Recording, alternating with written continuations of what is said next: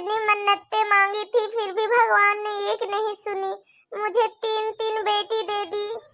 भगवान जी थोड़ी तो मुझ पे दया कर देते, मुझे एक बेटा दे देते। ससुराल में रहना बहुत कष्ट होता है, सभी लोग ताना देते हैं कि इसकी तो 3-3 बेटी हो गई। ये मनुष्य है, इसका कभी बेटा नहीं होगा, इसका कभी वंश आगे नहीं बढ़ेगा। मैंने तो सोचा था कि इस बार मुझे बेटा जरूर होगा, लेकिन नहीं। भगवान ने बोलता है सच ही कि जो जिसके किस्मत में रहता है वही मिलता है। हे भगवान, मैं अब सबको क्या जवाब दूंगी? मुझे सब लोग ताना मारेंगे। बहू, अब कैसी तुम्हारी तबीयत है बहू? चाची जी नमस्ते। तबीयत का क्या है चाची जी? तबीयत तो ठीक ही है। अरे बहू, तुम इतनी क्यों रो रही हो बच्ची को गोद में लेकर के? क्या करूं चाची जी, इस बार भी भगवान ने बेटी ही दे दिया मुझे। हमने तो सोचा था कि इस बार बेटा होगा, सारा लक्षण भी बेटा वाला ही था चाची जी। हम सोचे नहीं थे, हमने तो सोचा था कि भगवान भी मेरा जरूर एक शौक पूरी करेंगे, लेकिन नहीं, भगवान तो मेरा दुश्मन बन के बैठे हैं। ओ मेरा कहाँ से शौक पूरा करेंगे, मुझे 3-3 बेटी की माँ बनाकर ही रहे। अरे बहू क्या करोगी, इतना मन को उदास मत करो। बेटी है ना, अपना किस्मत लेकर के आई है।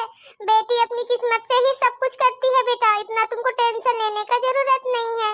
चाची जी ये तो मैं सब समझ रही हूँ, पर आप तो जानती है ना चाची जी, दुनिया वाले कितने ताना मारते हैं।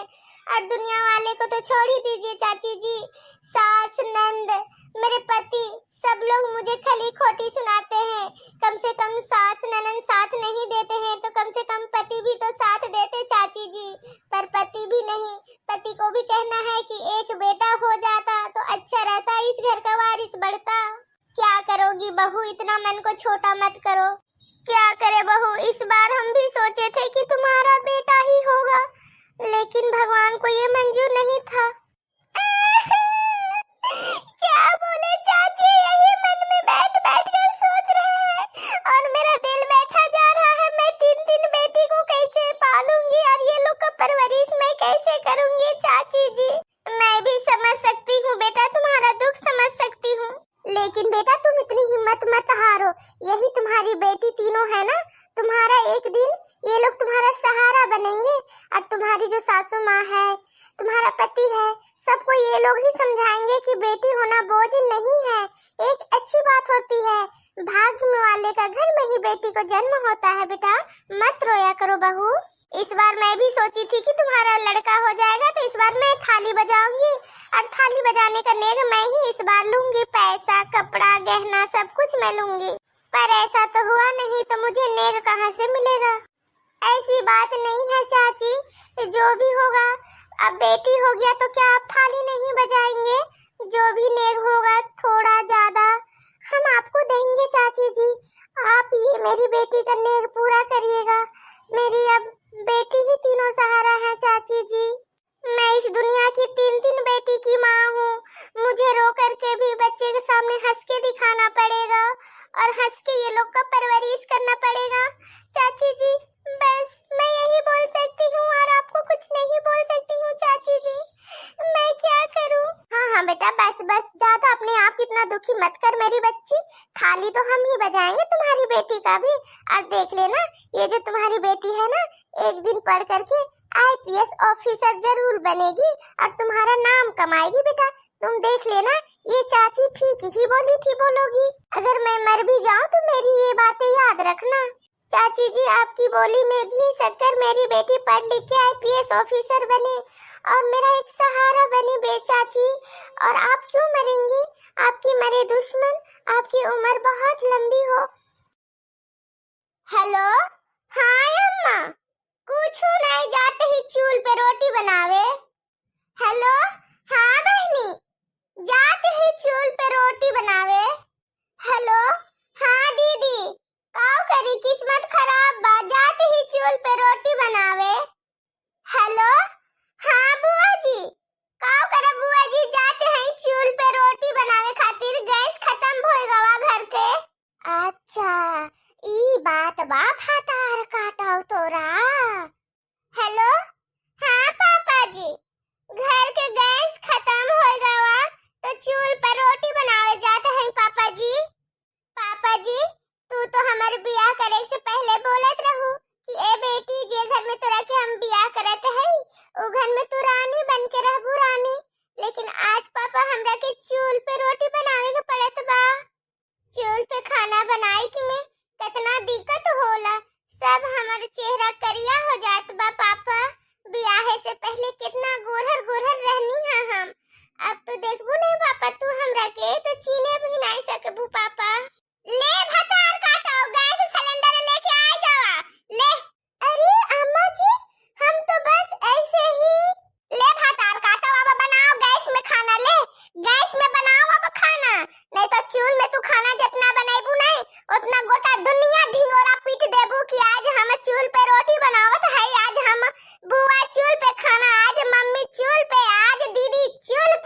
गोटा खानदान के तू ढिंगोरा पीट के रख देबू।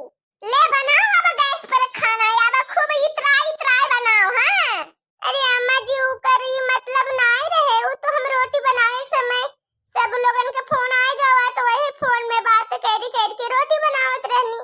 तू तो कुछ और समझ ले लू अम्मा, हमरा के बेवकूफ समझलू भतार काटा, हम कुछ नहीं जाने ले। हैं हमरा के बदनाम करत यू नहीं कि ससुरारी में हमरा के गैस नहीं मिलेला खाना बनावे खातिर, चूल्हे में खाना बनावे के पड़ेला। ले पटक दली तोरा मुंडी में सिलेंडर कर गैस, बड़ा सिलेंडर गैस खत्म होई गवा। अम्मा जी तू तो बहुत गुस्सा भेगावा दादा। देखत हो भैया बाबू बहनी लोगन, देखत हो आजकल के बेटी पतों कर चाल और चलन का एक दिन सिलेंडर गैस खत्म होई गवा, गोटा खानदान के ढिंगोरा पीट देवत हवन कि हां आज सिलेंडर गैस खत्म होई गवा, हम चूल्हे पे रोटी बनावत है। हम लोगन के समय रहा दिने रात दोपहरे सब समय चूल्हे जलाए के खाना बनावत रही और अपन गेंद्रवन लोगन के खियाए पियाए के पोछ के इतना बड़ कर देनी है। हैं और आज के समय में तो चूल्हे पे खाना बनाए कर मने नहीं खे करत कहू के। ई भतार काटो लगन के का पता बा चूल्हे के खाना कितना स्वाद और नीक लागेला। बस एगो सिलेंडर गैस दे दी है सरकार, बस सिलेंडर गैस खत्म होई गवा, पीछे पड़े गवा एकदम सिलेंडर गैस का। आज हमारे दिमाग बहुत खराब बा भैया बाबू बहनी लोगन, हमारा दिमाग इतना झरझरात बा कि का बोली। तू लोगन वीडियो देख के बताइयो का तू लोगन का भी घर में गैस खत्म हो जाला तो का इसने बेटी पतो करे ना। हैं कमेंट करके जरूर अपन राय दियो। अरे अम्मा वीडियो देखेला दर्शक लोगन के घर में भी गैस में खाना बनेला, आजकल चूल्हे का जमाना खत्म भे गवा अम्मा, चूल्हे पे कोई खाना नहीं बनावेलन। तू चुप रह, हम दर्शक लोगन के बोलने ही वो लोगन अपन कमेंट बॉक्स में राय बता दिहन हमरा के। तू मत बोल, जा चुपचाप सिलेंडर गैस लगाओ और चूल्हे पे खाना बनावे का बंद कर, जा गैस में बनाइयो। अरे मोरी मैया रे अम्मा तो आज गुस्सा से लाल आग बबूला सब होई गवा दादा। मम्मी ओ मम्मी। अरे पायल बेटा क्या बात है बेटा, अचानक ससुराल से आ गई। अरे बेटा दामाद जी को बाहर खड़ी कर दी हो क्या, तुम अकेले घर के अंदर आ गई? मम्मी तुम्हारे दामाद जी नहीं आए हैं, मैं अकेले आई हूँ मम्मी जी। क्या बात है नंद जी, आप तो हमेशा नंदोई जी के साथ आते हैं तो इस बार अकेले क्यों? हाँ पायल बेटा काजल भाभी बिल्कुल सही बोल रही है, क्या बात है? अरे मम्मी खड़े खड़ा ही सब बात बोल डालोगी कि बैठने के लिए भी बोलोगी? हाँ नंद जी पहले बैठ के आराम कर लीजिए, उसके बाद आप सारे बात बताइए। आइए बैठिए। अब बताओ पायल बेटा तुम्हारा ससुराल में सब कुछ ठीक है ना? क्या बताऊं मम्मी, मैं ससुराल में सब लोग ठीक ही हैं, मेरे लिए कुछ भी ठीक नहीं है मम्मी। ऐसी कौन सी बात हो गई नंद जी? क्या बताऊं काजल भाभी, ससुराल में ना एक पर एक काम का फरमाइश मेरे पे होते रहता है, कभी भी मुझे फुर्सत ही नहीं मिलता है। मुझे तो सब लोग नौकरानी समझ लेते हैं काजल भाभी। अरे नंद जी मतलब नौकरानी मतलब समझे नहीं, सभी लोग आपको खूब परेशान करते हैं क्या? भाभी मैं क्या बताऊं, मैं एक काम खत्म करती नहीं हूँ कि दूसरी काम का ऑर्डर आ जाता है कि बहू थोड़ा चाय बना लो, थोड़ा नाश्ता बना लो, थोड़ा कपड़ा प्रेस कर लो, आज पार्टी में जाना है तो ये ड्रेस को प्रेस करो, आज ये ड्रेस को प्रेस करो, मतलब यही फरमाइशी सारा दिन होते रहता है भाभी। बेटा ससुराल में तो इतना सा करना ही पड़ता है, इतना तो तुम्हारी काजल भाभी भी काम करती है। अरे मम्मी काजल भाभी को ना इतना काम नहीं पड़ता है जितना मेरा ससुराल में हमको करना पड़ता है मम्मी।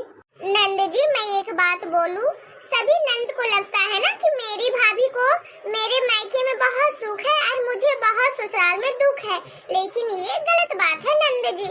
हर कोई को अपना अपना ससुराल में उसका हिस्सा का काम करना ही पड़ता है। भाभी आप मुझे मत समझाइए, मैं आपसे ज्यादा समझदार हूँ, आपको नंदोई जी को मैं बोल दी हूँ, अब से मैं नहीं आने वाली हूँ ससुराल पे। अरे पायल बेटा इतना गुस्सा में ये सब बात नहीं बोला जाता है बेटा।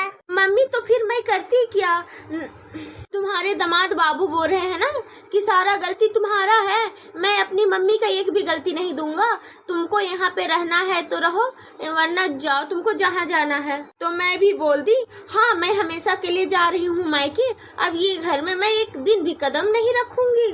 पायल बेटा, ये तूने क्या कर दिया? गुस्सा गुस्सा में तो तूने तो बहुत बड़ी बात बोल दी दामाद जी को। नंद जी आप मेरी बात मानिए ना, तो आप नंदोई जी को तुरंत फोन लगाइए और बोलिए कि मुझे आकर ले चलिए, मुझसे गलती हो गई।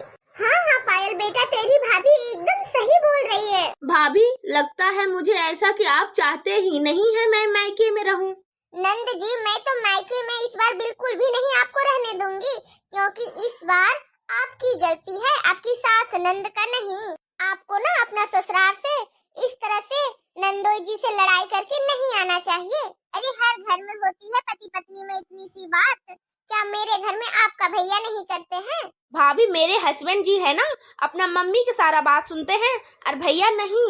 ऐसी बात नहीं है नंद जी, आपके भैया भी अपनी मम्मी की सारी बात मानते हैं। इसमें तो मैं कुछ भी नहीं बोलती हूँ, क्योंकि वो माँ बेटा है, घर का फैसला माँ बेटा ही लेंगे। मैं तो ये घर की बहू आई हुई हूँ, तो मैं तो जो सास बोलेंगे और तुम्हारे भैया मैं वही करूँगी। इसी के लिए नंद जी आप मेरा बात मानिए और अपना ससुराल चले जाइए, मायके में मत रहिए। मायके में रहेंगे ना तो बदनाम ही बदनाम होगी आपकी। बेटी को ससुराल ही शोभा देता है, मायके नहीं। मायके में आप जितना रहेंगे ना उतना बदनाम है, और ससुराल में आप नाम कमाएंगे नंद जी। हाँ पायल बेटा, तुम्हारी का